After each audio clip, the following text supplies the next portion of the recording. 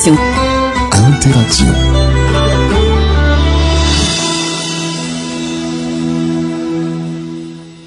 Bienvenue à tous les auditeurs de la fréquence visible à ce nouveau numéro d'Interaction.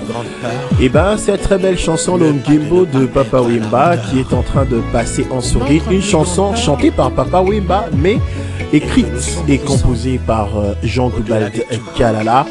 Longimbo s'explique d'ailleurs en gros l'intitulé de l'interaction de ce mardi qui est tout simplement spiritualité politiquement anarchique. Spiritualité politiquement anarchique. Vous allez vous demander, mais c'est de qui ce concept? C'est de Wabia. Vous comprenez directement quand je parle de Wabia qui fait un dialogue et des ajustements raisonnables avec son père. Dans la révolte métaphysique d'un jeune Congolais. C'est le prochain ouvrage, ou bien c'est l'ouvrage qui va bientôt paraître de Pépin Guillaume Manjolo, qui est déjà dans nos studios pour le compte de l'Interaction. Bonjour et bienvenue à vous Guillaume Manjolo. Bonjour Jérémy Guittori. Alors, je disais déjà que cette très belle chanson qui passe correspond exactement avec la conception, le concept de Wabia, spiritualité politiquement anarchique. Mais avant d'entrer dans le vif de notre sujet ou dans la profondeur de la préface, j'aimerais que vous commenciez par nous expliquer ce concept, spiritualité politiquement anarchique. Non, vous avez raison de poser la question. Dans les textes dont question, c'est-à-dire la révolte métaphysique d'un jeune Congolais, ajustement raisonnable, dialogue et ajustement raisonnable. Dialogue et ajustement raisonnable.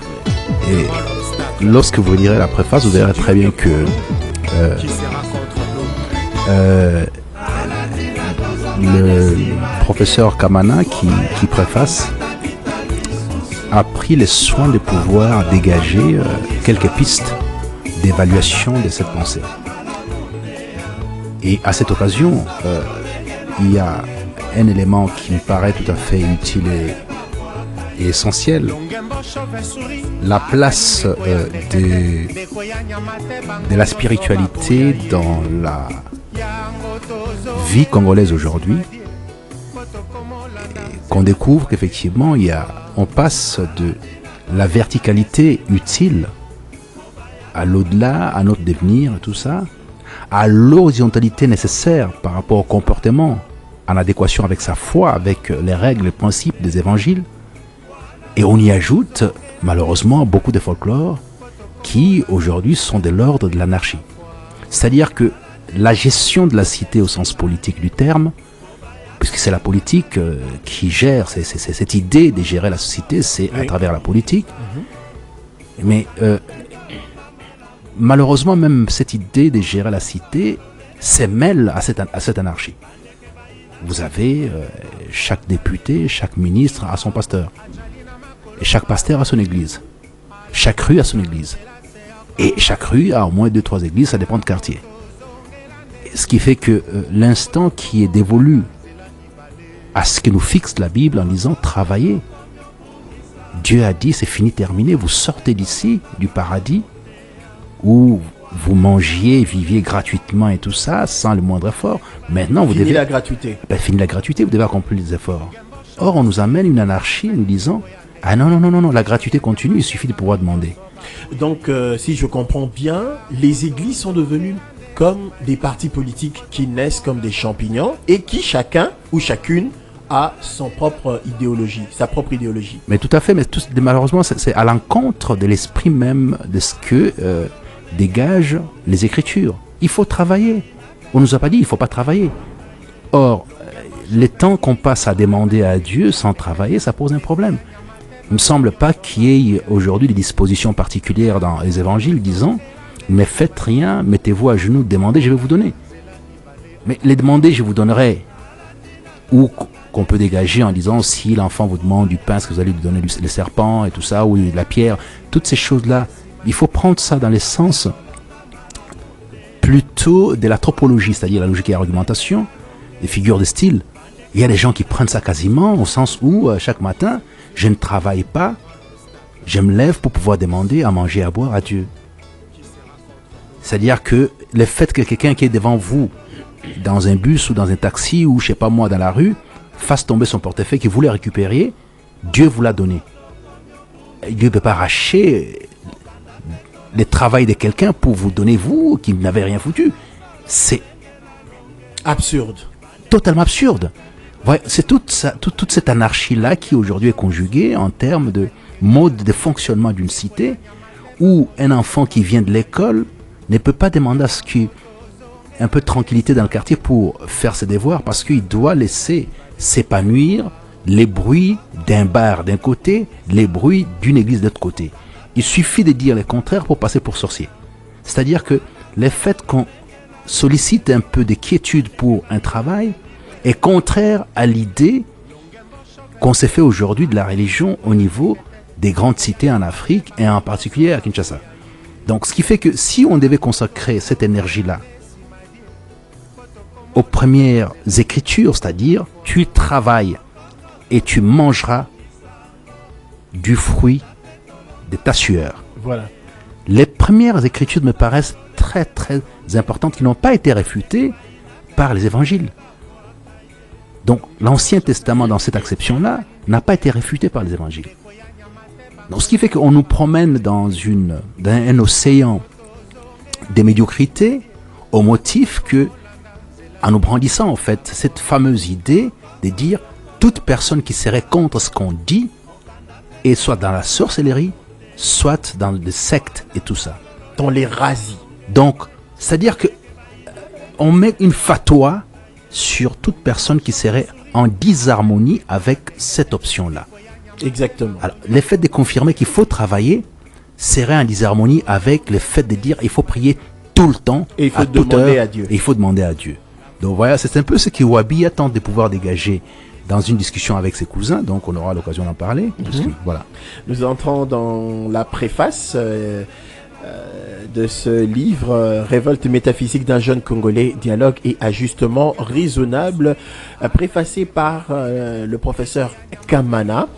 Il dit ceci: selon le point de vue que l'on adopte et les oreilles que l'on se donne pour regarder aujourd'hui la République démocratique du Congo dans sa situation au cœur de l'Afrique, ce pays peut apparaître soit comme la terre de tous les effondrements et de toutes les crises politiques, économiques et géostratégiques, soit comme la nation de tous les espoirs et de toutes les nouvelles espérances pour le continent africain, soit comme le socle de tous les enjeux de l'avenir de l'homme africain dans son ordre mondial. Chaînant de mots contre lesquels il s'indigne et se révolte, s'élèvent d'immenses lumières, des soleils d'une volonté de liberté, de dignité, de vérité humaine, comme si le Congo était, derrière ces pathologies, l'énergie de ceux qui les annihilent et sauvent la société. Ce deuxième niveau de lecture demande un effort de participation forte à la rythmique du style du livre et aux harmoniques des idées qu'il distille dans les interstices des réflexions. Je vais reprendre cette phrase-là. Ce deuxième niveau de lecture demande un effort de participation forte à la rythmique du style du livre et aux harmoniques des idées qu'il distille dans les interstices des réflexions. Lorsqu'on est pris par les pulsations de l'espoir dans le texte, on comprend à un troisième niveau qu'on est devant un livre qui pousse à l'engagement pour construire le Congo nouveau. C'est là que le regard croisé du Père et du Fils sur la société congolaise pousse à la volonté de s'engager dans l'action pour le changement, dans la lutte pour le changement. Il faut alors quitter le texte pour aller vers où le texte envoie. Il faut alors quitter le texte pour aller vers où le texte envoie. Et où est-ce que le texte envoie?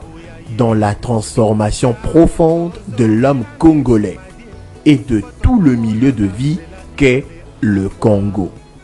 La révolte qui a conduit à la réflexion devient alors une invite à la décision d'être un nouvel homme congolais dans une nouvelle société congolaise.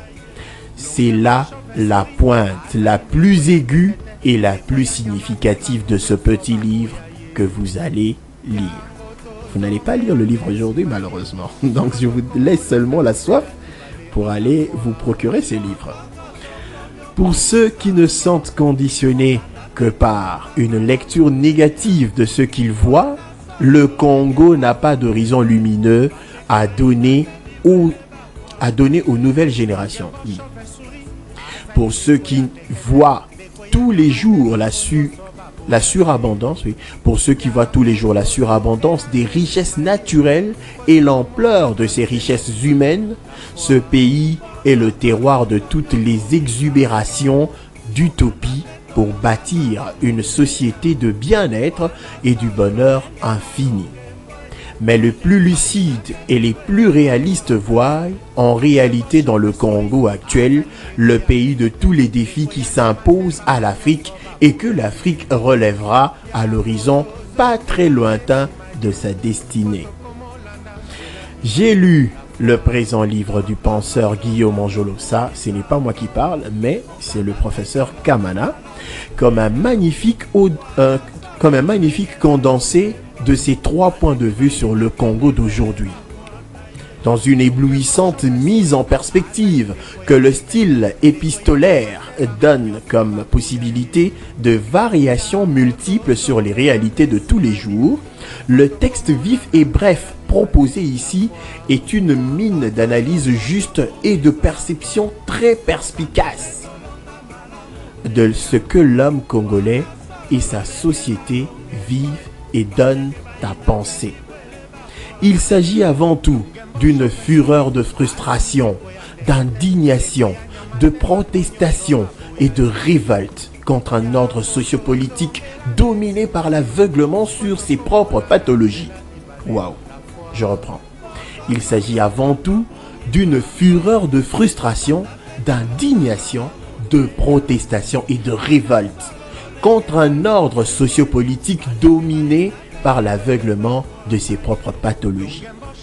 Dans cet ordre écrasé par l'inconscience des dirigeants et du peuple que ceux-ci risquent de précipiter dans la nuit de toutes les turpitudes, de toutes les misères et de tous les désespoirs, un fils et son père croisent leurs regards sur ce qui est vécu réellement et sur les réalités du mal de toute une nation dans les scènes de sa vie quotidienne.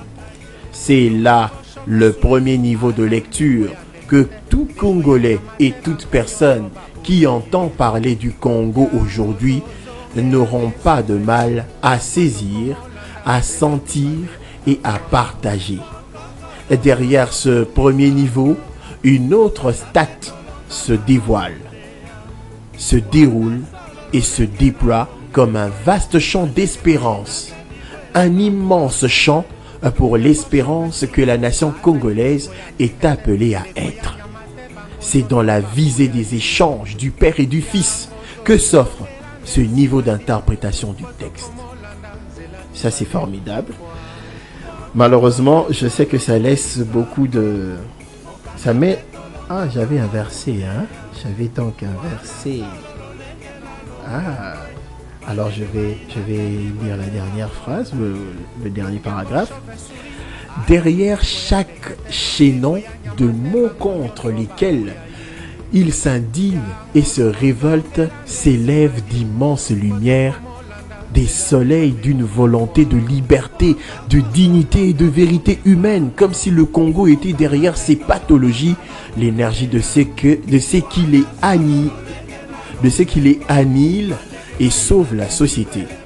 Ce deuxième niveau de lecture demande un effort de participation forte à la rythmique du style du livre et aux harmoniques des idées qu'il distille dans les interstices de réflexion. Lorsqu'on est pris par les pulsations de l'espoir dans le texte, on comprend à un troisième niveau qu'on est devant un livre qui pousse à l'engagement pour construire le Congo nouveau. C'est là que les regards croisés du père et du fils sur la société congolaise poussent à la volonté de s'engager dans l'action pour le changement, dans la lutte pour le changement. Il faut alors quitter le texte pour aller vers où le texte envoie. Dans la transformation profonde de l'homme congolais et de tout le niveau de vie, de tout le milieu de vie qu'est le Congo. La révolte qui a conduit à la réflexion devient alors une invite à la décision d'être un nouvel homme congolais dans une nouvelle société congolaise. C'est là la pointe la plus aiguë et la plus significative de ce petit livre que vous allez lire. Alors, maître. Oui. Quelle était votre, je ne dirais pas votre émotion, parce que moi-même je suis sous l'émotion quand je lis ce que préface Kamana. C'est tout simplement formidable. Lui, il met 3 étapes et c'est formidable. C'est formidable. Je ne sais pas si les auditeurs qui nous suivent en ce moment peuvent avoir la lucidité de percevoir ce niveau de raisonnement qui parle directement à l'âme, qui touche directement l'âme congolaise.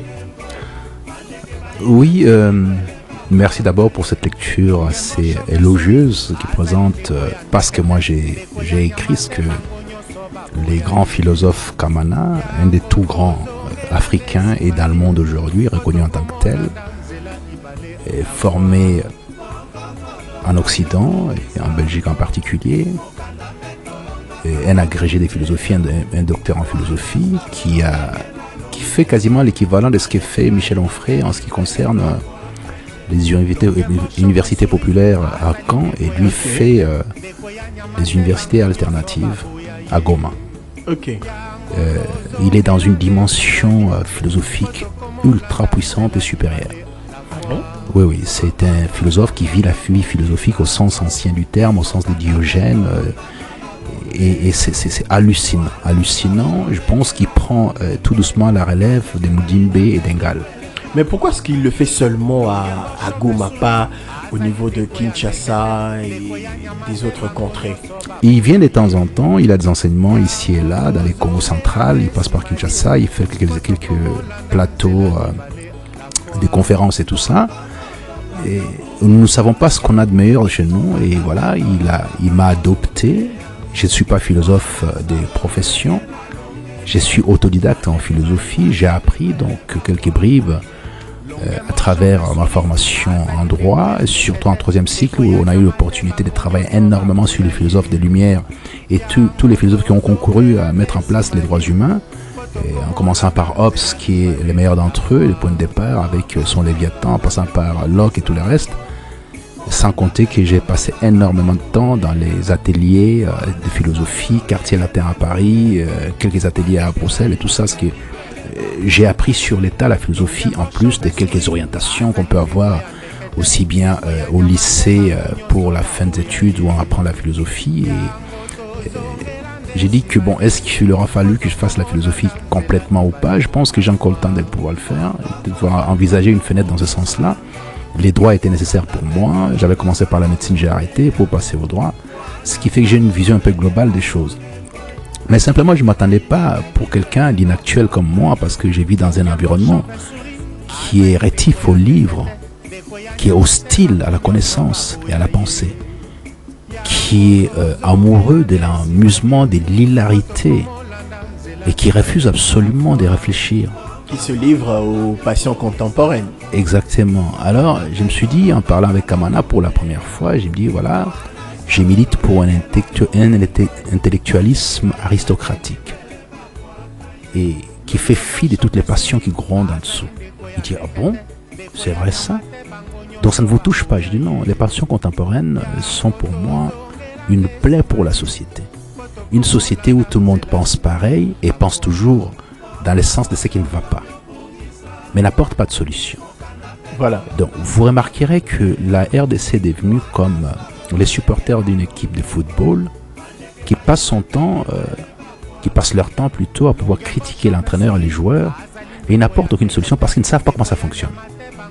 Oui, ils jouent mal, ils font ceci, mais à la place, vous proposez quoi? Il n'y a aucune proposition. Ou il y a des propositions, des circonstances, des raccourcis, il n'y a qu'à. Il n'y a qu'à quoi? C'est pour ça d'ailleurs que vous remarquez tous les programmes politiques qu'on nous propose aujourd'hui par les candidats à la présidence de la République, ils viennent tous avec des 100 milliards, 110 milliards, 200 milliards. Mais cet argent, on va le trouver où? Et les contraintes par rapport au remboursement? Vous mettez ça. Il est vrai qu'il est nécessaire d'avoir de l'argent et de toute façon tous les pays vivent des emprunts. Mais encore faut-il avoir le moyen de pouvoir les rembourser. Mais je n'ai pas entendu fait une précision sur ces matières-là. Donc il n'y a qu'à et là applicable in extenso. Voilà que un inactuel comme moi se trouve face à cet immense philosophe qui estime que parce qu'il a une approche assez particulière, il part du principe que la philosophie africaine, bantou, congolaise en particulier, est partout. On la trouve dans Longembo, ici qu'on est en train d'écouter en même temps. On la trouve chez Luambo Makiadi, qui est intervenu dans les circuits politiques avec des positions nettes, tranchées, une philosophie d'attaque. Luambo Makiadi a utilisé une philosophie militaire dans ses chansons. Il était cru, hein? Ben oui, mais c'est une philosophie militaire, ce sont des raids militaires au sens nietzschéen. Lorsqu'il s'attaque à un certain procureur en disant écoute, on t'a tout enlevé parce que tu pensais que tu pouvais te permettre tout et que les pays t'appartenaient. Voilà. Et ce procureur est encore aujourd'hui, me semble-t-il, aux responsabilités en tant que président du Sénat. Et c'était officiel, tout le monde savait. Il n'a pas cité de nom, mais tout le monde savait de qui il s'agissait. Il s'agissait de Ken Wadondo. Oui. Donc on a passé une enfance à pouvoir écouter ces chansons-là, à décortiquer, à comprendre. Alors, c'est tellement profond, c'est tellement structuré. Et quand vous écoutez Mabélé de Lutumba, c'est quelque chose d'énorme. Je ne peux pas passer mon temps à travailler et qu'il y a des gens qui sont en train d'attendre maman pour pouvoir en profiter. Alors à un moment donné, je peux décider de tout consommer. D'ailleurs, de temps en temps, je me fais appeler Motona Bolenge, donc je sais que... Attendez, monsieur Jérémy, je passe mon temps à travailler, matin, midi et soir. Oui. Je dors à peine 3-4 heures du temps par nuit. Tout le temps, je le passe à écrire, à lire, à penser, à proposer. Il y a des gens qui sont assis à ne rien faire. Et là-dessus aussi, me semble-t-il, Wabia en parle dans ce texte ici, dans La révolte métaphysique. La dictature de la mendicité. Les mendiants est aujourd'hui devenu l'homme fort. C'est lui qui vous impose. Tu ne donnes pas, il ne donne jamais. Akabakate et tout ça. Tu es le mauvais. C'est-à-dire que tu passes ton temps à travailler, mais tu dois donner. Lui passe son temps à ne rien faire et à critiquer sans cesse. Il va à l'église pour dire voilà, dans ma famille j'ai quelqu'un qui ne donne pas. Il faut que Dieu puisse apaiser son cœur ou je sais pas, travailler son cœur de sorte à ce qu'il me donne. Donc quelqu'un se réveille, quelqu'un de valide, j'entends bien, donc en forme et tout ça, pour aller quémander. On en a déjà parlé à l'époque, mais en tout cas Wabia insiste sur ces points-là avec énormément de précision. Cette dictature doit s'arrêter à un moment donné. C'est pour ça que être mis comme ça à la lumière par quelqu'un comme Kamana, c'est pour moi une bénédiction au sens réel du terme. C'est vrai que nous sommes, j'ai le malheur, Kamana et moi, nous avons le malheur d'appartenir à une société qui n'est pas une société du livre. Et j'aurais souhaité que ce que j'ai dit et toutes mes contradictions ou mes pamphlets à la limite que je jette à la lumière soient l'objet d'une polémique majeure et que les livres soient vendus par millions, que les gens me lisent avant de critiquer. Oui. Mais on ne lit pas, on critique parce qu'on a déjà une idée. C'est-à-dire les livres qu'on n'a pas lus, on les critique d'avance. Les idées qu'on ne connaît pas, on les critique d'avance parce qu'on a une position. On est installé dans les salafismes profonds, on a une batterie de fatwas et de zoukaz, c'est-à-dire que ces sanctions d'ordre divin qu'on frappe sur les uns sur les autres au motif qu'on n'est pas d'accord avec eux. Mais soi-même on ne propose rien, ou on propose des approximations qui se limitent à Nyaka. Nyaka rien du tout. Et puis nous sommes aussi un pays où les gens sont spécialisés en tout. C'est-à-dire ils n'ont pas une spécialité propre à eux, mais ils ont la spécialité dans toutes les choses. Ils ont un avis sur toutes les choses. quelqu'un qui a fait la médecine, mais qui te dit Voilà. Ouais, donc, c'est toutes ces choses-là et tout. Alors, pour revenir à notre sujet, parce Ouais. qu'il s'agit de cette spiritualité anarchique, politiquement anarchique, et on a expliqué en préambule qu'effectivement, il s'agissait d'une part de la gestion donc de la police, donc la gestion de la société, de la cité, et cette gestion est perturbée par l'anarchie apportée par une spiritualité dont, pour l'essentiel, on n'a pas la maîtrise. Et alors, dans une discussion entre Wabia et ses cousins, il s'avère qu'effectivement, ça l'énerve de voir que, bon, lui qui est venu de l'arrière-pays, où les choses sont fixes dans l'arrière-pays, il n'est pas possible dans nos villages, dans nos regroupements, ou dans nos groupements, en fait, de nos secteurs, qu'on puisse aller à l'église tous les jours. C'est impossible. Parce que les gens doivent se lever au matin, parce qu'il n'y a pas la mendicité dans l'arrière-pays. À part ceux qui ont une mobilité réduite, qu'on doit soutenir et aider, accompagner, mais tout le monde travaille. Donc chaque matin, les villages sont vides. Parce que chacun va à ses occupations, ramène sa contribution à la société, pour lui-même et pour les autres. Bien sûr. Ceux qui vont au champ pour les maniocs, d'autres pour les maïs, d'autres pour voir la pêche, d'autres la chasse. Donc chacun fait une activité. Les forgerons est là pour aider, donc chacun fait son activité. Donc ce qui fait qu'il arrive à Kinshasa, il découvre qu'effectivement, il y a du bruit, mais toute la semaine. Lundi, il y a une messe pour ceci, mardi, il y a une activité pour cela, mercredi, il y a une spiritualité pour ceci, jeudi, il y a une retraite pour cela, vendredi, et puis dimanche, là c'est l'apothéose. Il dit, mais non, il y a un problème. Alors, dans cette discussion-là, après, puisqu'il venait de recevoir une correspondance de son père, à laquelle il a répondu, parce que son père lui refusait de pouvoir faire sa démarche individuelle, cette révolte, en écartant, en devenant totalement égoïste et tout ça. Et alors, Wabia répond à son père en lui parlant d'un texte de Nietzsche, Femme, enfant, est-ce que les choix, il pose la question à son père, en prenant ces textes de Nietzsche, est-ce que le fait que vous ayez eu un enfant et une femme vous donne les droits de leur imposer leur façon de vivre indéfiniment parce que vous avez été l'auteur de ça?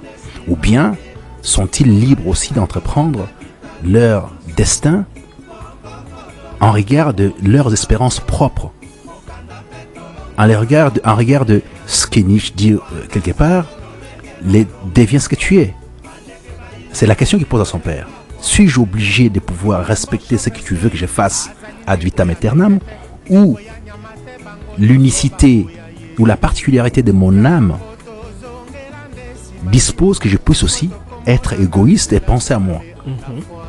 Donc, après avoir lancé cette réflexion à son père, il revient aux choses communes avec ses cousins.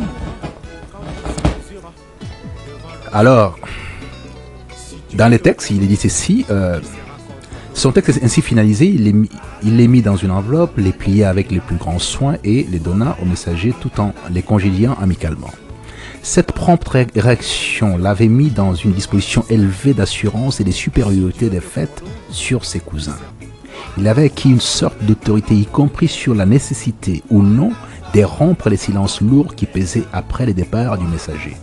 Absorbé dans on ne sait quelle sorte de pensée subitement, un vacarme tambourinant dans la maison voisine vint déclencher son ire, donc sa colère. On est dans la littérature un peu plus élevée, donc ire, c'est colère, on ne peut pas dire. Donc il faut quand même que quand on formule, ça soit en harmonie avec les tons de la phrasée. Ok. Et puis il s'écrit, qu'est-ce que c'est ce foutoir? Quelle est cette quête qui se conjugue matin, midi, soir, sans répit? Il se pose la question, il pose la question aux autres. Que cherchent donc ces gens? Il adressa ainsi une série de questions aux deux cousins, surpris par sa réaction antinomique dans un environnement voué totalement à ce type de pratique. Les cousins qui avaient assuré le protocole et l'accueil jusqu'alors les fixa avec étonnement et lui demanda si au village la prière était proscrite. Qu'y a-t-il donc de si particulier ou d'inconvenant à consacrer un peu de temps à Dieu? À Dieu. Ça, c'est les cousins qui posent la question. En fait, ce fameux vacarme était l'entame d'une séance de prière avec son cortège de tam-tam et de spiritualité exacerbée. À la vérité, toute cette mécanique de la croyance, lorsqu'elle est lancée comme un torrent, il est difficile d'en comprendre les contenus. Les gens, repris les cousins du protocole, sont convaincus, et d'ailleurs avec raison, c'est, y compris moi-même, que ceux à qui ils ont confié les mandats de gérer s'engraissent à outrance, les laissant et même organisant des procédés les plus infâmes pour les maintenir dans la fange et la misère, de sorte à pérenniser leur dépendance. De là la recherche de quelques exutoires pour supporter le quotidien et contraindre l'inextinguible envie de la révolte. Soyons donc heureux que cet échappatoire ait été mis à la disposition de cette masse. Sinon, puisqu'ils ont l'avantage du nombre et rien à quoi s'accrocher, donc rien à perdre, leur existence même étant hypothéquée dès la naissance, ils nous imposeraient et nous contraindraient à l'état de nature. Donc il rappelle que si jamais il n'y avait pas la prière, ces gens-là se révolteraient, nous tomberons dans l'état de nature, où les plus forts gagnent, on attaque partout. Voilà, c'est ce qu'il dit. Et puis il continue. Tu es dans une cité où la spiritualité est mercantile à divers degrés.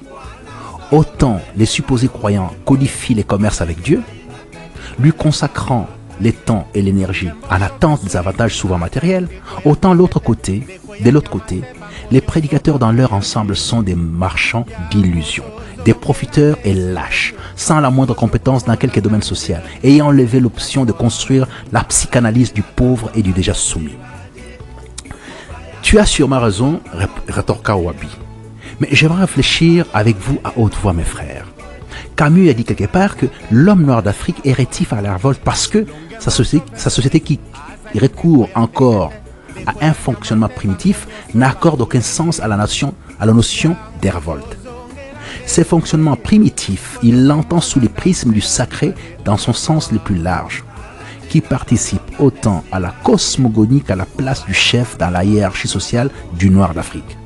Je pense pour ma part qu'on ne les suivra pas parce que l'envie et la quête de bonnes dispositions font viscéralement partie de la nature humaine, partant infermement de la révolte. Il est donc inconcevable d'ancrer la révolte uniquement dans la pensée occidentale. Donc il dit qu'il n'accepte pas ce que Camus dit en disant les Noirs ne peuvent pas se révolter parce qu'il n'a pas cette conception particulière du sacré et par conséquent, ce qui est faux. Parce qu'on lui trouve un réel enracinement chez les nihilistes. L'ère précoloniale et pré-esclavagiste en Afrique qui ne connaissait pas la codification du sacré n'a-t-elle pas véritablement été nihiliste? Je conviens que sacré il eut dans une autre forme d'approche sans ce protocole avilissant qui accompagne toute la liturgie chrétienne actuelle.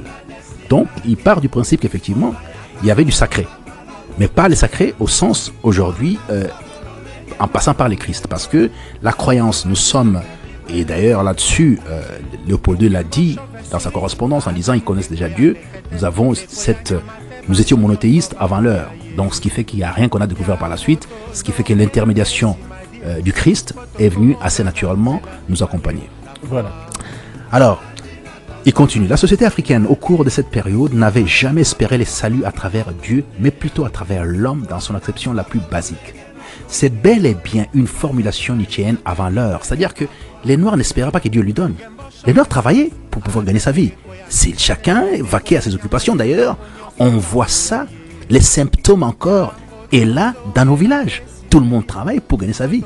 Personne ne se met à genoux dans un village en espérant que quelqu'un va lui donner de l'argent. La manne va tomber du ciel. Ah non, ça n'existait pas ça. Donc cette archéologie qui est la nôtre, on la retrouve encore jusque-là opérationnelle dans l'arrière-pays. C'est-à-dire, les plus ou moins 50 millions de Congolais sont encore dans cette archéologie particulière où Dieu existe bien entendu, mais je dois travailler. Même quand on allait prier Vili Moukoulou, ouais. on allait... On travaillait. On travaillait. Donc, et la différence majeure est que, contrairement à Nietzsche, qui tue Dieu avant de donner le pouvoir à l'homme et à lui confier la direction de la terre, les Noirs d'Afrique n'avaient pas confié la direction de ses affaires à ces dieux dont on ne connaît On connaît la jalousie et le monopole sur la gestion de toute chose ou tout être, avant qu'il soit, quand il est et lorsqu'il ne sera plus. Est-ce la révolte? Non, sûrement, puisque ces dieux sous la forme lui présentés ultérieurement lui étaient inconnus. Les siens des dieux, tout en lui reconnaissant la gestion de l'au-delà, les présents étaient la prérogative de l'homme. C'est-à-dire, les Noirs d'Afrique croyaient en Dieu, mais c'est par rapport à l'au-delà. Voilà. Les présents, il l'appliquait tout seul. Voilà. Il disait, mais mon quotidien, je ne veux pas attendre que Dieu me le donne. J'attends que quand j'y serai de l'autre côté de la vie, alors en ce moment-là, il me prendra en charge. Voilà. En regard de mes actions sur terre. Mais je ne peux pas lui confier mon existence aujourd'hui. Donne-moi. Non, c'était pas prévu dans l'approche de la cosmogonie au fait africaine à l'époque. La contrainte par autrui était insupportable pour l'homme nord d'Afrique. D'ailleurs, la difficulté qui a jalonné toutes les épopées des conquêtes interafricaines ou venues d'outre-mer est encore perceptible ici et là à travers le continent. Donc la révolte est partie intégrante de l'homme qui s'exprime selon les processus variés, selon la société à laquelle appartient les candidats à la révolte. J'ai conclu ce point que tout homme de ce point de vue, d'où qu'on l'observe au sens de Leibniz, est nihiliste nietzschéen et génétiquement disposé à la révolte. Néanmoins, j'ai souscrit lorsqu'il place les marqueurs de la révolte dans les périodes où le sacré est absent. C'est ainsi que tous ces prédicateurs, ces politiques et toute une série d'individus de toutes conditions mobilisent une somme de concepts et d'artifices pour promouvoir et asseoir les sacrés, de sorte à ce que les sacrés puissent empêcher la révolte. Donc, il y a une mécanique qui est mise en place en faisant la promotion du sacré pour empêcher que les gens puissent se révolter, c'est-à-dire accéder à la connaissance par moyens propres. Parce que chaque action qu'ils veulent poser sera bloquée par le fait que le sacré doit dominer d'abord. Voilà.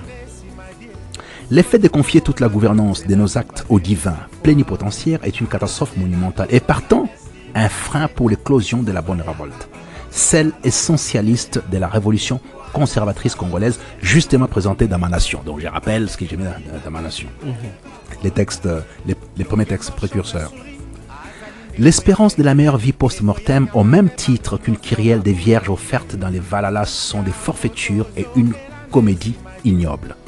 Jésus n'avait pas pour projet la résolution des problèmes matériels, des mariages et toutes ces fortunes diverses qu'on sollicite en annonnant des prières à tue-tête. Jésus n'est pas venu pour donner ça. Oui, je vais me marier, Jésus, donne-moi un mari. Ah non, Jésus n'était pas venu pour ça. Non. J'ai besoin d'un travail, Dieu. Ah non. Les péchés originels devaient être éteints. Elle est venue pour pouvoir l'éteindre.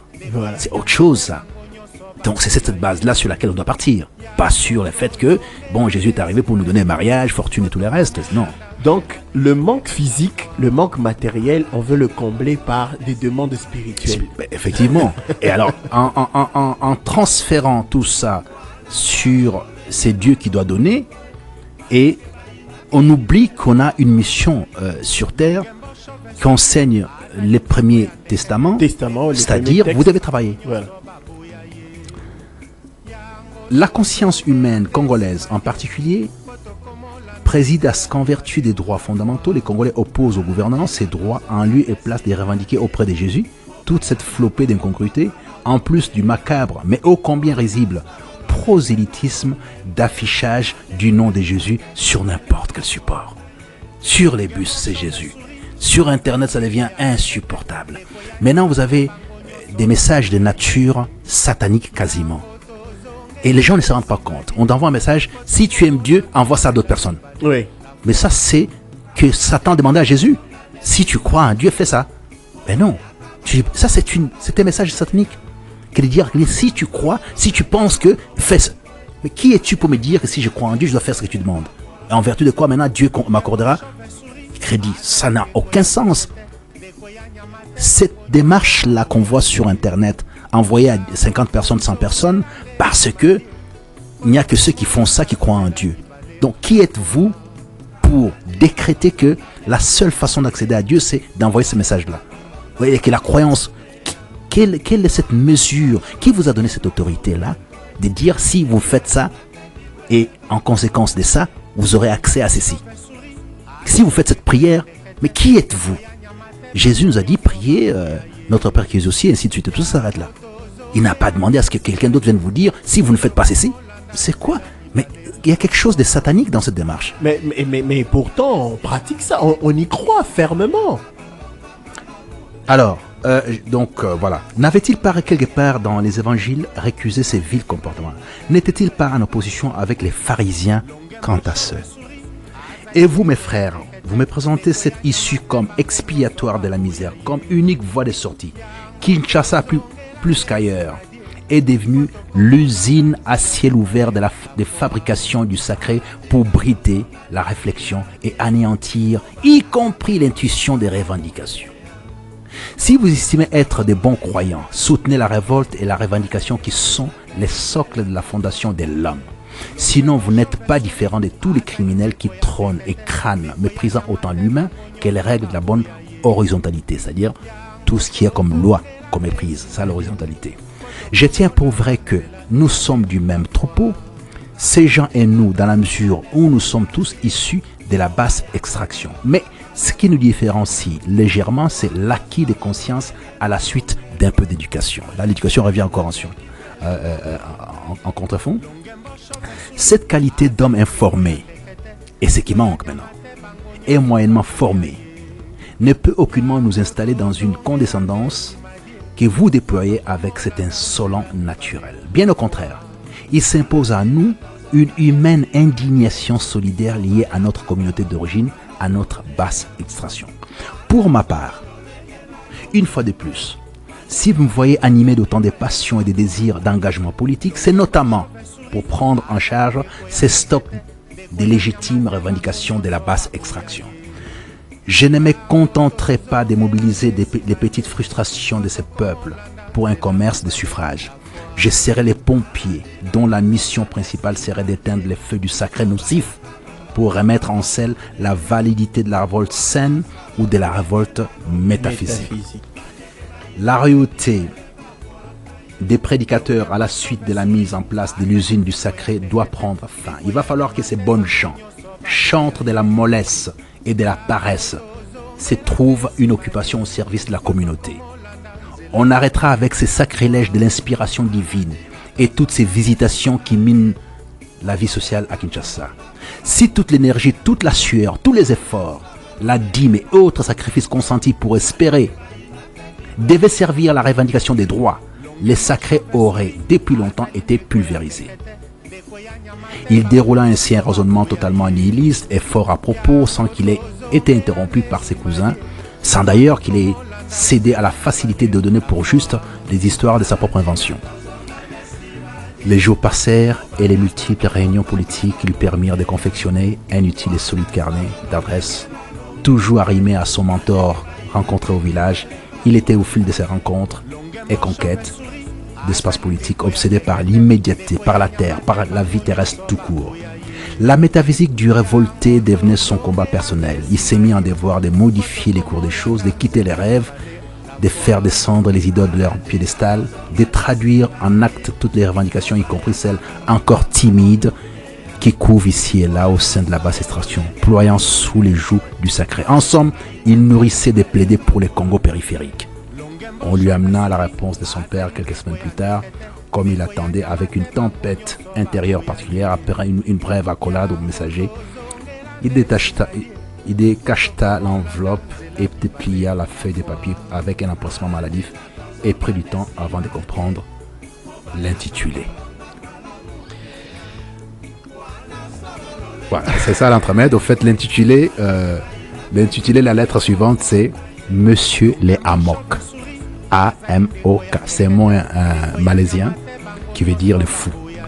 Au fait, il y a les moustiques malaisiens et indonésiens, quand ça vous pique, ça vous donne une fièvre qui vous fait tourner la tête complètement. Alors, et ça vous pousse même à commettre des meurtres, tout ça, parce que vous êtes complètement perdu, vous devenez complètement fou. Alors, ces fous qui sont frappés par ces mal, cette malaria plutôt, on les appelle les Amok. A-M-O-K. C'est dans un texte d'un écrivain magnifique, Stefan Zweig, qui s'appelle Les Amok. Et c'est là-dedans qu'on a été poussé, que Wabi a été poussé, bon c'est pas moi c'est les personnages, moi je dis rien, a été poussé l'idée du hammock pour mettre en sorte que son père l'appelle d'hammock en disant, les faits que vous soyez rentrés en ville, chez nous il n'y a pas de moustiques, vous avez été piqué par les moustiques de Kinshasa, qui pompent du sang, qui ont la taille des jeeps, il paraît que les moustiques de Kinshasa ont la taille des jeeps, qui pompent du sang et qui vous refilent le malaria, qui vous fait perdre la tête, maintenant vous racontez n'importe quoi. Bon bref, c'était en fonction de la lettre qu'il adressait à son père sur l'enfant, la femme, donc l'épouse. Est-ce que ces gens-là doivent être soumis à l'autorité du père parce qu'il est le père et tout ça? Alors il répond en l'appelant hammock. Mais entre-temps, ce qui nous importait ici par rapport à cette disposition... Mais une question, oui. maître. La façon dont Wabi décrit très bien cette société, est-ce que Wabi lui-même ne vit-il pas les passions contemporaines comme les autres ses contemporains, disons, non, les personnes avec qui il vit dans la société, ou bien il est quasiment un extraterrestre? Non, c'est-à-dire que Wabia est encore dans l'archéologie bantoue. C'est-à-dire c'est vraiment les matériaux de ce que nous sommes réellement qui n'est pas encore perverti. Ok. Je signale que Wabia vient du village. Donc il a encore tous ces contenus. Le sens pur. De ce que nous sommes. Ok. De nos origines, ce que nous avons été. C'est-à-dire la base des mathématiques, les bâtons du Shango, la descente du Nil pour aller structurer cet espace appelé l'Égypte aujourd'hui et tout ça, l'Abyssinie et tout le reste. Wabi est dans cette conception-là. Les travails, la cosmogonie, bien, d'accord, mais les travails d'abord, les sacrés, oui, mais les travails d'abord, la place de l'homme dans la configuration sociale, c'est-à-dire que chacun doit apporter quelque chose à la communauté. Cette corporéité, cette communauté exige que chacun y participe avec son apport. Activement. Oui. Vous ne pouvez pas décréter que vous... Mais les pasteurs américains travaillent. Il y a des gens, donc il faut avoir un métier. On ne naît pas pasteur, on apprend un métier et puis on a peut-être un cheminement pour dire voilà, je suis consacré à Dieu. Mais on ne peut pas en avoir dans toutes les rues. Il y a quelque chose de pas normal. Et c'est sur quoi Wabi se révolte notamment en disant ce n'est pas possible. Donc Wabia n'est pas dans la passion contemporaine. Ceux qui participent à cette idée-là de dire il faut absolument de la spiritualité à tout va, mais sont dans la passion contemporaine. Donc ils doivent accompagner ça. Ceux qui passent leur temps à insulter pour un oui, pour un non, sont dans la passion contemporaine. Ceux qui critiquent sans dire quelles sont les solutions, sont dans la passion contemporaine. Mais ici, Wabia fait une révolte. Il apporte des solutions. Il apporte des solutions. Il dit, moi, ce que j'ai appris de la nature, de la terre et de mes ancêtres, ce n'est pas ça. Donc vous avez perverti ce que nous avons été. Il nous rappelle simplement à nos origines, à ce que nous sommes, à notre identité. Comment voulez-vous? Et là, je pense que c'est quand même utile de les rappeler. On y reviendra peut-être à la prochaine séance, on parlera de ça. Vous savez que le point de départ de la RDC, l'État indépendant du Congo, ce qui a fait, qui a fabriqué, qui a confectionné notre identité, ce sont les mains coupées. Alors, tous nos historiens, aucun n'a travaillé sur ça. Il n'y a aucun texte congolais.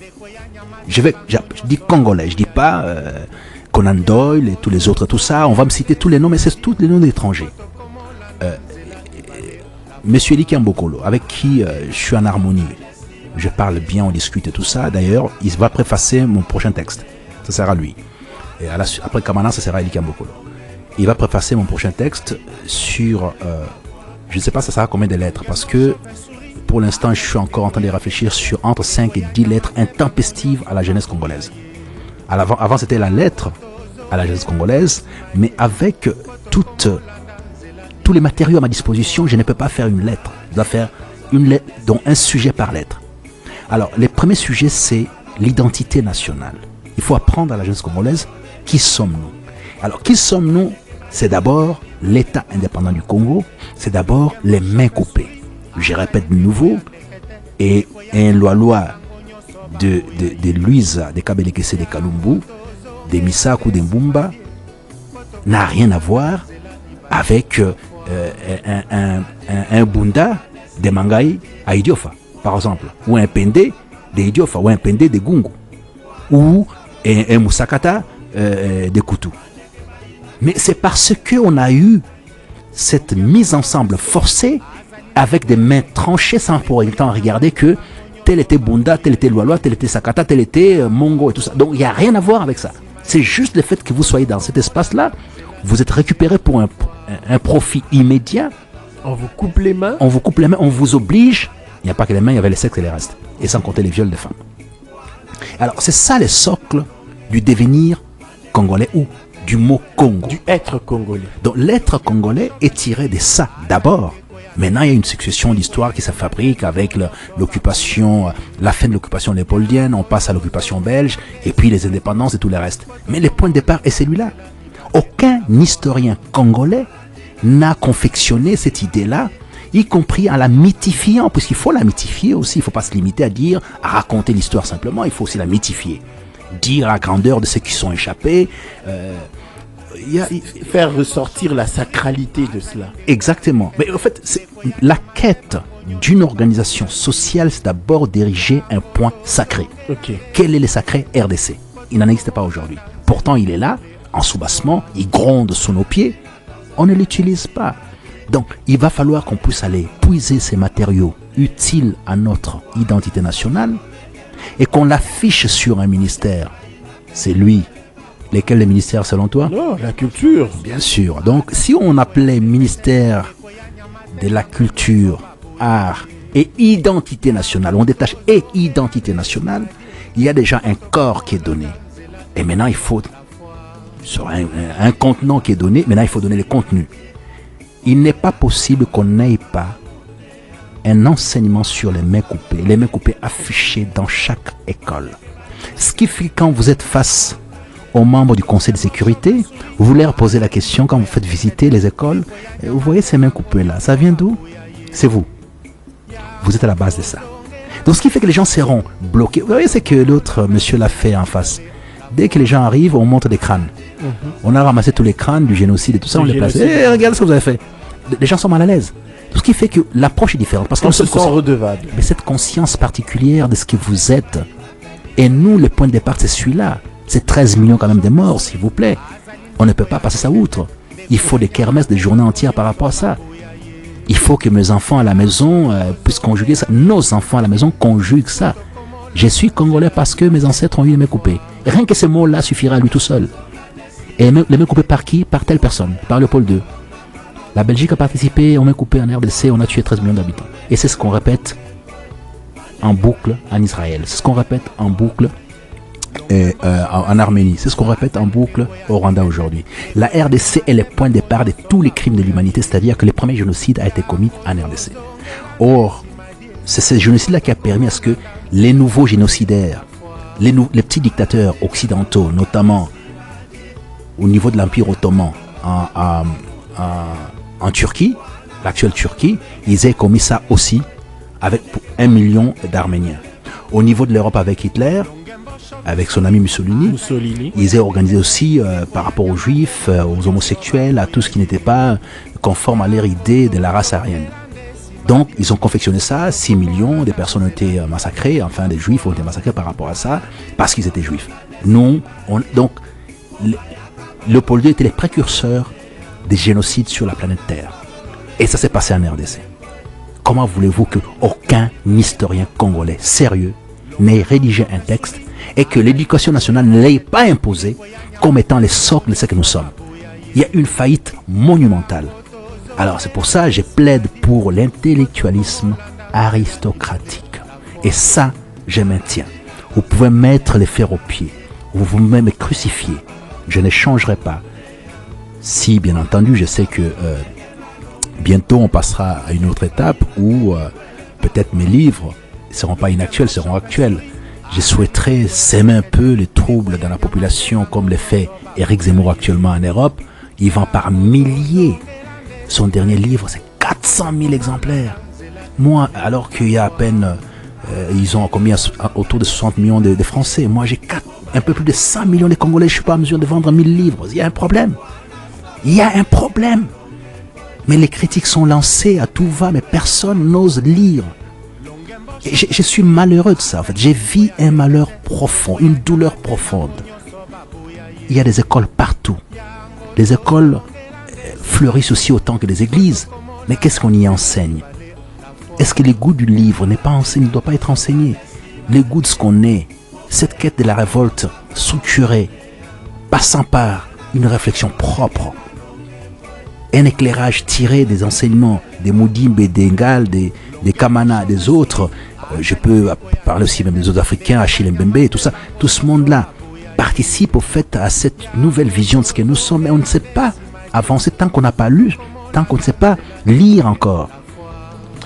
Alors, nous allons prendre quelques appels des auditeurs parce que on sent que vous mettez l'eau à la bouche aux auditeurs.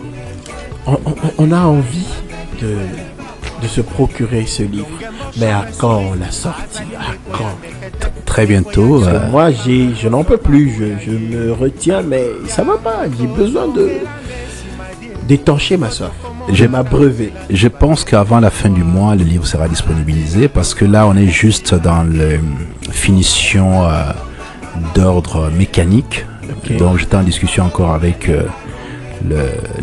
l'informaticien qui travaille sur la couverture et ça sera, j'aurai ça peut-être cet après-midi et puis Monsieur Kamana a terminé les corrections et tout le reste et tout ça et pour la mise en musique réelle et donc c'est fait.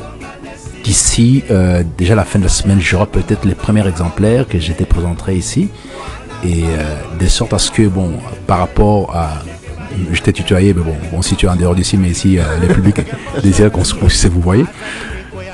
Je sais que vous avez été présent la fois passée à la sortie de la structure, mais vous n'avez pas été présent à la sortie Dans les vents du désespoir. Ah non. Et ça fait une pièce de théâtre magnifique. C'était quelque chose d'énorme, mais malheureusement prise en charge par Wallonie-Bruxelles. C'était une souffrance parce que bon, la RDC, malheureusement, les ministères s'occupent plus de la danse et de la musique. Voilà, c'est ça en fait. Quand on dit ministre de la Culture, on pense à toute cette entreprise de la discographie et tout ça, de la production de la musique, mais on ne pense pas à la littérature, au prix littéraire, à tout ça, alors que c'est les socles, c'est ça. Il y a l'art majeur, il y a les arts qui suivent, et puis ainsi de suite, jusqu'aux arts mineurs. L'art majeur, c'est d'abord la pensée, la philosophie, l'écriture, la lecture. C'est pourquoi tous les enfants s'élèvent chaque matin. Chaque matin. Donc vos enfants, dès 5 heures du matin, sont debout pour aller apprendre l'art majeur. C'est-à-dire vous avez plus de 5 à 10 millions d'enfants en RDC qui se lèvent chaque matin. On se pose pas la question. Mais puisque c'est ça l'art majeur, mettez ça en perspective. Montez ça à la lumière, parce qu'il s'agit de ça. Pourquoi vous envoyez les enfants à l'école? Parce que c'est pour apprendre. C'est ça l'art majeur. Ça passe par la lecture et puis l'écriture, la compréhension des textes. Et alors on s'est fait sa propre idée par rapport à son environnement et on projette aussi, on souscrit à un projet où on propose un autre projet. C'est ça l'art majeur. Et il y a le temps de festoyer, de s'amuser et là on a besoin de la musique et tout le reste. Mais heureusement en RDC on a quelques musiciens qui participent à l'art majeur dans la mesure où ils y injectent la philosophie. J'ai cité ici Lutumba, j'ai cité ici Jean Goubal Kalala, Félix Oazekwa. Bon, je ne connais pas très bien, je l'ai entendu parler, mais je ne connais pas très bien sa discographie, donc je ne peux pas déterminer là-dessus, donc j'ai encore rien retenu. Mais en tout cas, Goubal, c'est une relation que j'ai eu à fréquenter, que je fréquente encore. On se voit très rarement. Et, il vient à la maison chez moi, on peut discuter. J'écoute beaucoup Karmapa, qui fait un travail assez intéressant de la critique. En fait, Karmapa se trouve aujourd'hui faire les relais de Luambo Makiadi. Luambo Makiadi, exactement. Donc, et c'est un plaisir pour moi de l'écouter. Et quand la musique reste dans la rumba instillée par Grand Calais, ça me permet en fait de suivre un peu plus les mots qui sont dits dedans et tout ça, et avoir une lecture un peu plus approfondie de ce qui est dit. Mais quand c'est un peu plus tatatum et tout ça, c'est un peu difficile, quoi. Mais bon, il faut un genre pour tout le monde, quoi. Pas pour moi, on fait pas pour moi. Mais moi, j'ai besoin des matériels pour nourrir mon travail. Et j'épuise ça notamment chez Karmapa, qui... J'aime bien ses textes et tout ça. Et il décrit la sociologie actuelle avec énormément de talent. J'apprécie énormément. C'est-à-dire que ce sont des choses où il dit, tiens, j'ai pensé mais j'ai pas dit ça. Ben, lui, il l'a dit.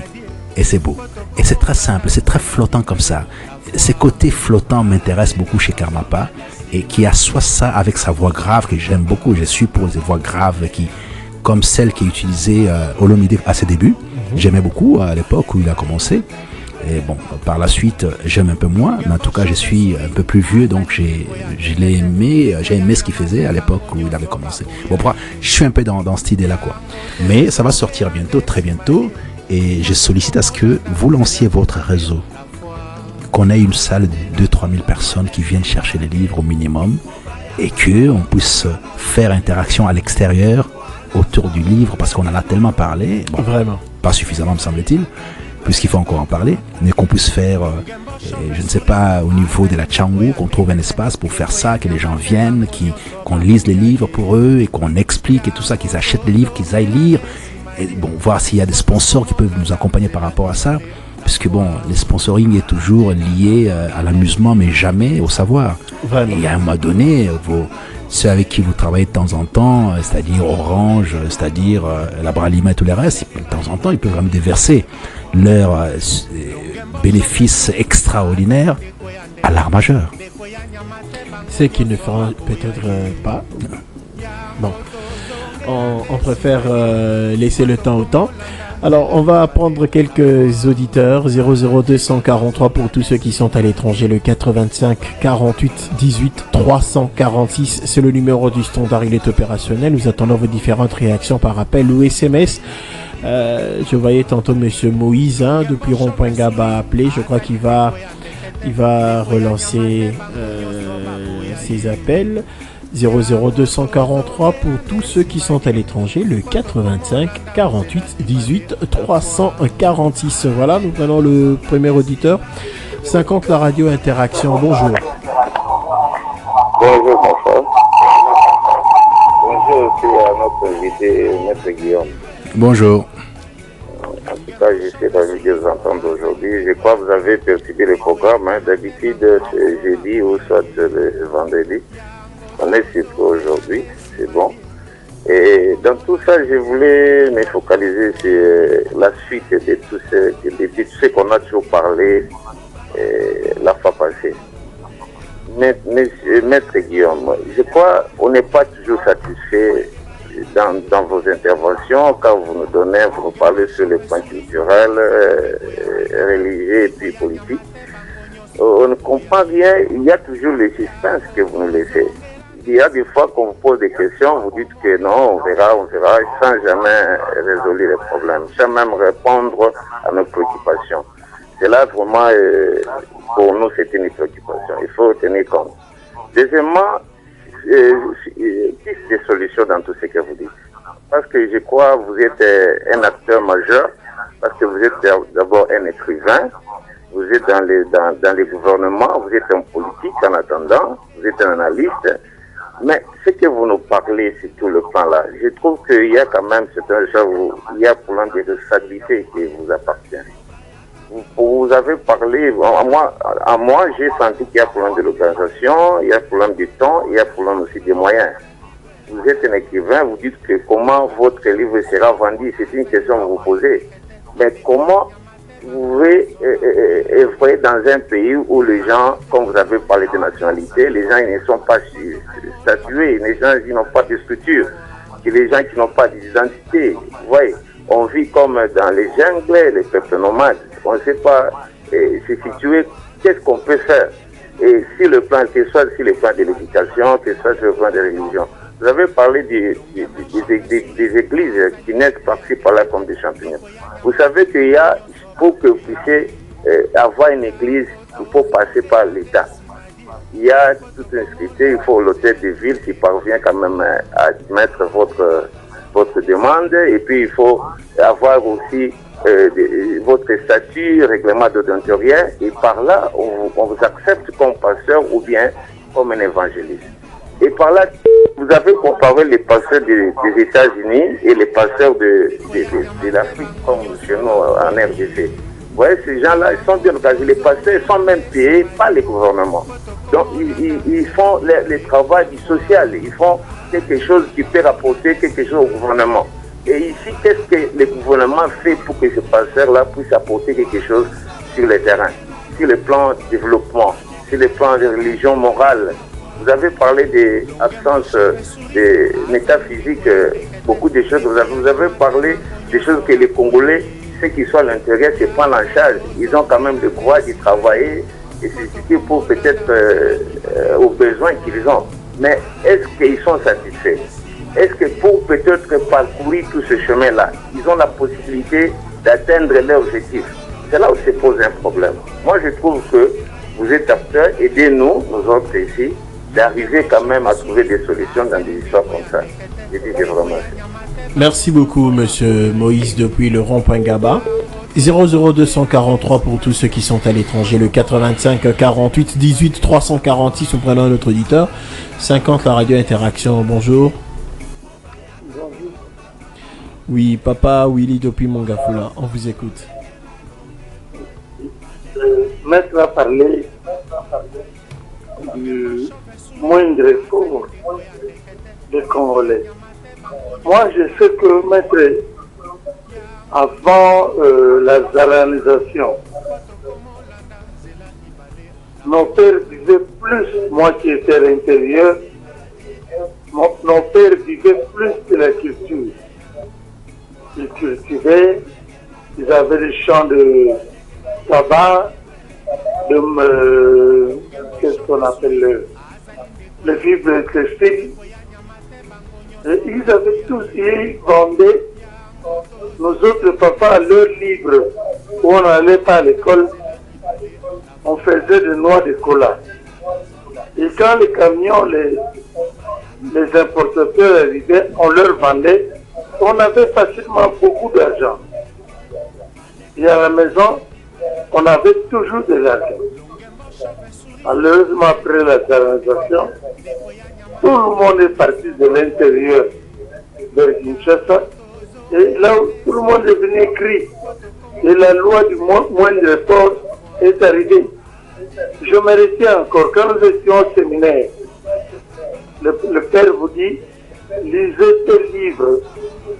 Vous allez dans la bibliothèque, vous prenez le livre, et après vous viendrez exposer en classe. Mais ce que les enfants d'aujourd'hui, est-ce qu'il y en a encore? À ce moment-là, on créait en nous l'amour de lire. Un roman policier, un roman papa romantique. Et à tout moment comme ça, on avait des romans qu'on lisait et on exposait en classe ce qu'on avait compris. Et analyser la scène qui se passait dans ce livre-là. Mais aujourd'hui, je ne sais pas si ce sont les programmes qui ont changé, je ne sais pas si c'est les hommes qui ont changé, mais on n'en voit plus. On n'en voit plus les gens. Dans ce qu'ils racontent dans la cité, ils ne font plus rien. Tout le monde est devenu écrit. Facile à critiquer. Même quelque chose qu'il ne sait même pas. Qu'il ne connaît même pas. Mais il vous a fait critiquer comme s'il le connaissait. Mais tout cela est venu de quoi? Qu'est-ce qui a fait que le Congolais puisse devenir comme ça, un paresseux éternel, un commandeur de tous les jours, un critiqueur de tout, et un fossoyeur de tout? Qu'est-ce qui s'est passé? Bonjour, maître. Merci beaucoup, Papa Willy depuis Mongafula. En tout cas, c'est une très belle question de la part de Papa Willy. 00243 pour tous ceux qui sont à l'étranger, le 85 48 18 346. C'est le numéro du standard, il est opérationnel. Nous attendons vos différentes réactions par SMS ou encore par appel. Alors nous allons laisser Guillaume Anjolo le temps de réagir et de répondre à ces deux auditeurs. Bon, je suis content d'entendre ce que j'ai entendu, c'est-à-dire qu'il y a à la fois l'accompagnement dans ce que je viens de dire à travers Monsieur Moïse qui a dit les choses assez justement. Mais la réponse est simple en ce qui concerne Monsieur Moïse et pareil d'ailleurs en ce qui concerne Monsieur Willy. La connaissance.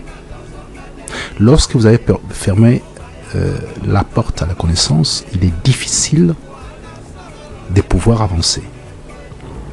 J'aimais un lien, un pont entre M. Moïse et M. Willy.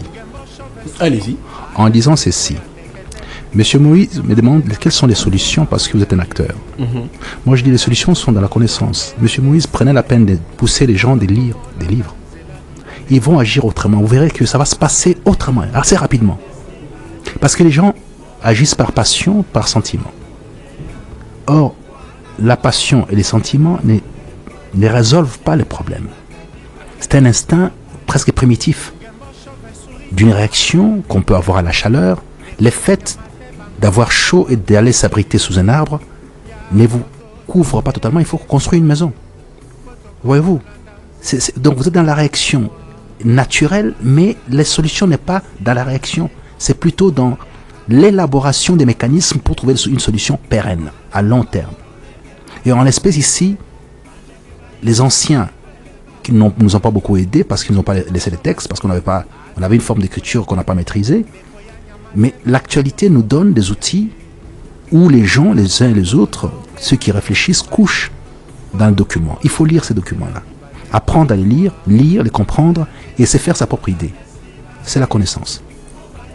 Pendant très longtemps, en Occident, on avait fermé la porte à la connaissance. Avait droit à la connaissance seulement un petit nombre, parce que c'était secret. Pour connaître ce qui se passait, comment faire les choses, il fallait apprendre à lire. Jusqu'aujourd'hui, si vous faites les tours de la France, vous tombez sur des coins où les gens parlent un très mauvais français parce qu'ils ne sont pas instruits. Ils n'ont pas eu accès à la connaissance. Ils ont des métiers, comme ce sont les pays de l'OCDE, bénéficient des facilités dans les cadres des droits socio-économiques et culturels. Ils ont droit d'avoir quelque chose, les minima pour vivre.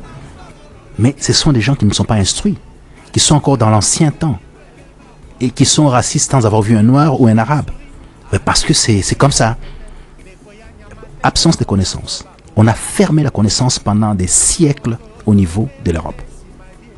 La RDC se trouve dans cette disposition-là. Qu'on fasse la part des choses entre apprendre à lire, à écrire, aller à l'école et accéder à la lumière de la connaissance. C'est-à-dire que cette idée, ce défi lancé à la puissance illuminatrice de la raison, c'est le moment de pouvoir l'appliquer. Donc, je pense que quand je suis en train de parler, parce que maintenant je sais qu'il y a des réactions, des gens qui disent non, moi je ne veux pas faire partie de ces groupes-là, l'autre dit non, moi. Il ne s'agit pas, quand je prends les exemples à la fois des tribus et autres, il ne s'agit pas de pouvoir mêler les gens par rapport aux autres, il s'agit de pouvoir identifier, je dirais même la race congolaise, au sens, je dirais plutôt métaphysique. Je parle, parce qu'il y a une seule race qui s'appelle la race humaine, mais la race congolaise, elle a souffert. Elle était la première à souffrir d'un génocide. Et par conséquent, elle est concernée. Qu'elle soit du nord, du sud, du centre ou d'ailleurs, elle est concernée. On a fait des rafles un peu partout pour les ramener vers l'espace équateur et où on les recoupait les mains. Donc, il s'agit de ça. Alors, l'éponge, je le fais avec M. Willy. Pourquoi? Parce que M. Willy nous rappelle que dans les années 60, 70 et tout ça, les parents qui vivaient encore avant la zéréalisation, vivaient encore de leur production agricole, tabac, café, tout le reste et tout ça. Mais ils étaient dans l'archéologie encore. Les gens n'étaient pas encore souillés de cette nécessité d'aller en ville pour aller, je ne sais pas, traîner en ville. Ce matin, figurez-vous, je croise un jeune garçon valide, une quinzaine d'années, qui traîne son père aveugle. Je ne sais pas si son père, c'est une combinazione, comme on dit en italien, et qui demande de l'argent. Je dis, mais tu vas pas à l'école? Non, j'ai fait l'après-midi. Je dis, mais et le matin, tu fais quoi? Tu traînes dans la rue avec ton père, les traîner entre les voitures, où on peut vous écraser? Pourquoi tu vas pas, je sais pas moi, cirer les chaussures, tout ça? Parce que je sais que tu as déjà fait ce métier pendant un certain temps. Vendre de l'eau? Vendre de l'eau. Il y a des petits métiers. Je préfère le métier où on apprend, on améliore les choses. Vendre de l'eau, c'est aussi, c'est pour vendre au profit des Libanais et autres, tout ça. Forcément, ça fait gagner l'argent aux autres. Mais faire un métier où tu te sens qu'effectivement, tu gagnes ta vie. Et tu donnes la dignité à ton père. Plutôt que de faire la mendicité avec un risque de se faire écraser par une voiture. Et nous avons les voitures les plus polluées de la planète puisque nous achetons des voitures d'occasion. Et que vous encaissez comme ça la fumée des voitures, les mécontentements des chauffeurs, des chauffards, et avec un risque d'une vie raccourcie, juste pour prendre un 500 francs toutes les heures, alors que vous pouvez, au départ des 2-3 000 francs, avoir votre petite boîte et quelques cirages et commencer à faire un métier. Votre père garde de la dignité, vous-même vous avez la dignité, l'après-midi vous allez à l'école. Pourquoi vous ne pouvez pas le faire? Pourquoi faut-il absolument créer une nouvelle société de la mendicité? Donc maintenant, on est dans cette conception malheureuse. Et comme je disais tout à l'heure, la dictature de la mendicité s'est imposée. Sinon, vous êtes sorcier, c'est quand vous donnez pour vous êtes sorcier. Donc, voyez-vous, je donne les solutions, mais malheureusement, les solutions que M. Moïse peut attendre de moi sont d'ordre étatique. Mais ce n'est pas ce qu'il faut faire. Les révolutions n'ont pas été dictées par les États. Ce sont les individus qui ont pris conscience de leurs droits qui ont fait les révolutions. Ici, il s'agit pour laquelle on parle même de la révolte métaphysique. Bien sûr, c'est-à-dire que, Monsieur Moïse, je propose la révolte métaphysique, c'est-à-dire que prendre conscience de ce qu'on fait en fonction de sa raison propre. Et ça, c'est un enseignement que je donne. Les gens vont à l'école pour apprendre. Ce que je donne ici, on ne l'apprend pas à l'école. Non. C'est ça la différence. Sinon, si on apprenait ça à l'école, ça ne sert à rien que je puisse le dire. Donc, je propose une piste de solution à la gestion de la cité, au comportement des uns des autres. C'est pour ça que si c'est encensé par M. Kamana, c'est-à-dire qu'il y a de la science dedans. Et par conséquent, ce que je recommande, c'est que pousser les gens à les lire. Maintenant, je dis, je vais vendre les livres. Mais oui, mais il faut que je les vende parce que je dois continuer à travailler pour produire encore un peu plus, de sorte à ce que je puisse asseoir un peu mes connaissances et ce que je propose à la société comme solution. Je pense que lorsqu'on fait partie d'un gouvernement, on peut agir utilement, mais à une échelle très limitée. Mais lorsqu'on donne à réfléchir à chacun, à permettre à chacun d'accéder à une possibilité ou à une élaboration de sa propre idée de la société, on a fait bien plus encore. C'est pour ça que ceux qui vont à l'école apprennent et traduisent en acte ce qu'ils ont appris à l'école. Mais si on doit chaque matin dire « n'allez pas à l'école, on va distribuer des pains », on met en place un mécanisme de distribution du pain, les miracles d'antan de Jésus, et du poisson, on n'a pas avancé. D'où l'adage chinois, c'est apprendre à l'enfant à pêcher et non à lui donner du poisson. Ce que j'essaie de faire, la solution que j'essaie d'apporter, à ma modeste hauteur d'escarabée, c'est plutôt dans les textes que je propose. Donc je pense que vous avez raison dans votre approche. On peut être dans une discussion, et c'est intéressant, puisque vous l'avez dit avec une voix très apaisée. Et c'est parfait, c'est rare chez nous qu'on parle des choses aussi graves, parce que c'est utile et c'est grave, avec autant d'apaisement. On sent dans le ton et dans l'allure qui sont les vôtres, une démarche constructive. Vous êtes dans la construction. Vous dites, mais on a soif. Monsieur Manjolo, mais écoutez, allez jusqu'au bout, donnez-nous des solutions. C'est pas suffisant de nous s'arrêter en chemin chaque fois. On vient, on vous écoute, mais vous arrêtez en chemin. Non, c'est-à-dire que vous avez appréhendé peut-être de manière un peu plus obtuse ce que j'essaie de dire. Si vous le prenez de manière rectiligne, vous verrez très bien que ce que j'ai dit a un sens. Et le sens se trouve dans ce que j'écris. Nous allons prendre le dernier appel. Je crois que c'est Monsieur Patrick depuis Kitambo qui est en train de nous appeler. Et après, nous allons devoir chuter. 00243 pour tous ceux qui sont à l'étranger, le 85 48 18 346 50, la radio Interaction. Bonjour Monsieur Patrick depuis Kitambo. Oui, bonjour cher ami. Alors, je viens de suivre Maître Guillaume. Surtout lorsqu'il dit qu'il faut pulvériser les sacrés. Et moi, je pense que ça peut créer beaucoup de polémiques. Il a parlé des révolutions métaphysiques. Pourquoi ne pas parler des déviances? Pourquoi ne pas dire mettre fin à la déviance au lieu de dire pulvériser les sacrés? Parce que ces sacrés-là fondent même nos valeurs spirituelles. Il a parlé de l'éducation au risque même de tuer l'éducation religieuse. Dans l'éducation, il y a l'aspect religieux, il y a l'aspect formel qui est l'éducation scolaire. Lorsqu'on tue les sacrés, qu'est-ce qu'il nous reste? Il y a des sacrés qui sont véridiques, il y a des sacrés qui sont aussi factices. Donc il doit savoir séparer les choses. Lorsqu'il parle de sacré, c'est dans l'absolu, c'est comment? Et je suis d'accord avec lui lorsqu'il dit, si on mettait ce même dévouement dans la discipline des dîmes, des offrandes, dans la question des semences, si on mettait ce même dévouement-là, on pulvériserait les sacrés. Je ne sais pas ce que j'avais dit après. Mais moi, je me suis toujours dit, si on mettait ce même dévouement dans l'application de vertus sociales, on serait déjà évolué sur beaucoup de dimensions. Pourquoi ne pas parler des déviances au lieu de parler des sacrés, tuer les sacrés? À part ça crée des polémiques, maître. C'était ça ma préoccupation. Merci beaucoup, Monsieur Patrick depuis la commune de Kintambo.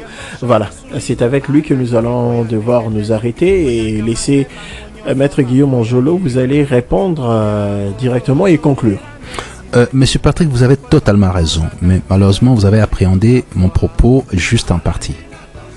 il y a les sacrés qui est les nôtres, dont j'ai proposé notamment la piste en ce qui concerne les mains coupées, qui est un sacré réel.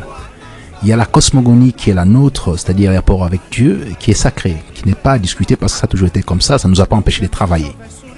Il y a les sacrés tonitruants aujourd'hui qui est implanté à travers Kinshasa, des grandes villes et tout ça qui est excessif, qui fait que on y consacre de la sueur, du temps, de l'énergie et très peu de temps à l'évolution de la société, notamment au travail. Il s'agit de ça.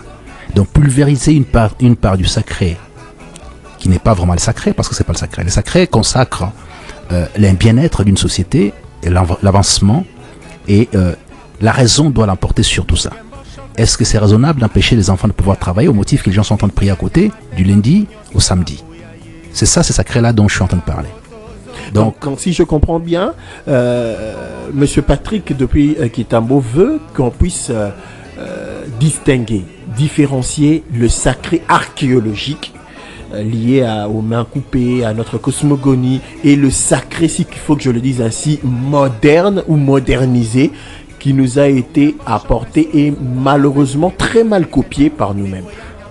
Bon, autant je comprends, mais c'est-à-dire que ce que j'ai compris en lui, ce qui n'avait pas saisi ce que je voulais dire, ce que je suis en train de pouvoir vilipender, c'est le sacré anarchique. Ok. Donc c'est pour ça que on a dit la spiritualité politiquement anarchique. Il s'agit de ça. On ne peut pas soustraire à la société congolaise sa spiritualité utile à sa vie, au comportement droit et à la gestion de l'horizontalité nécessaire à notre bien-être. C'est-à-dire que la Bible nous enseigne, les évangiles nous enseignent de se comporter de bonne foi, de faire ceci de bonne foi, d'organiser la société selon les règles du divin. Mais ça ne nous oblige pas à refuser de travailler, puisque la même Bible nous dit qu'il faut travailler pour pouvoir vivre. C'est-à-dire qu'il ne faut pas piocher dans les facilités de la Bible pour faire un commerce. Il s'agit de ça.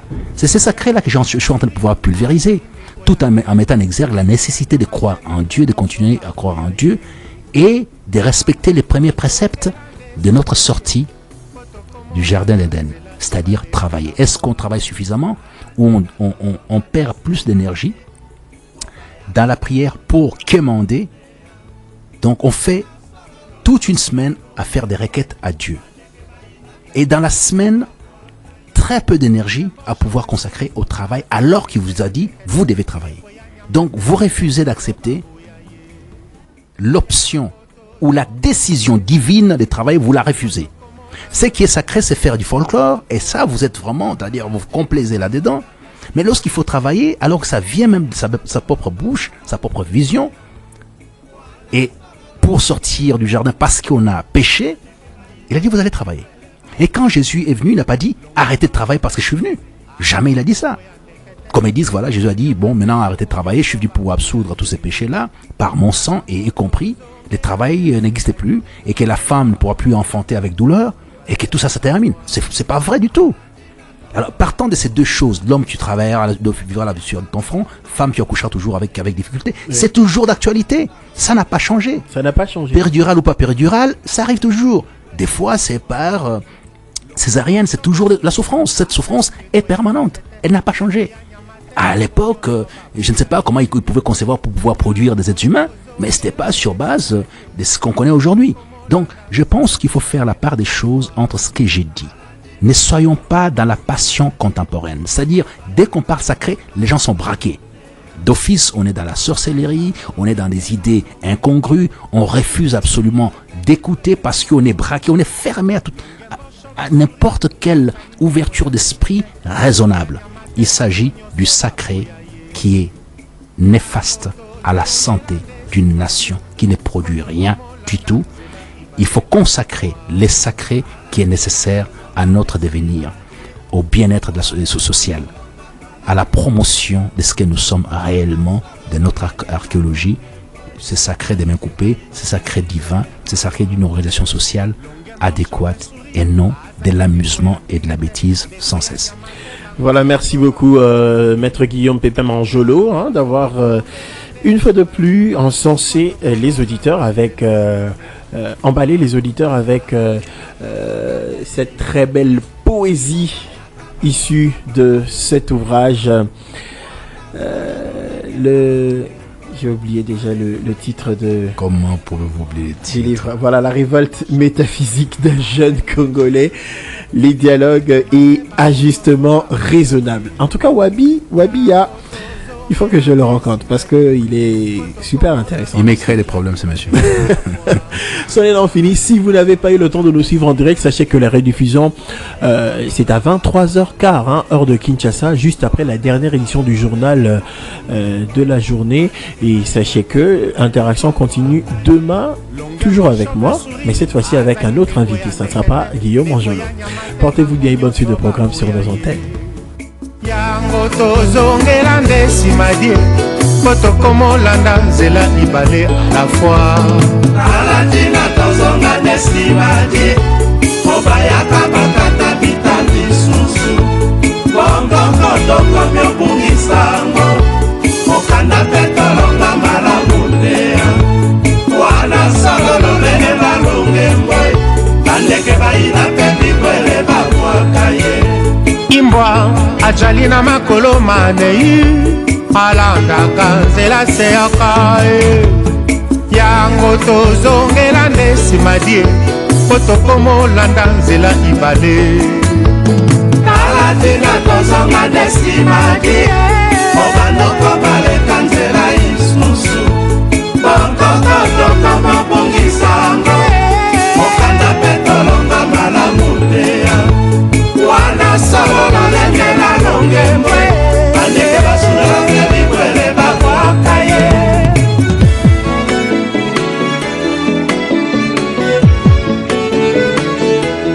Afrika Patrice Emery Lumumba Kwame Nkrumah Nelson Mandela Modibo Keïta Sam Nujoma Jomo Kenyatta Julius Nyerere Ayo leli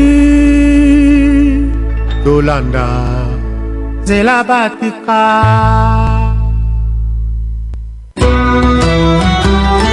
Interaction.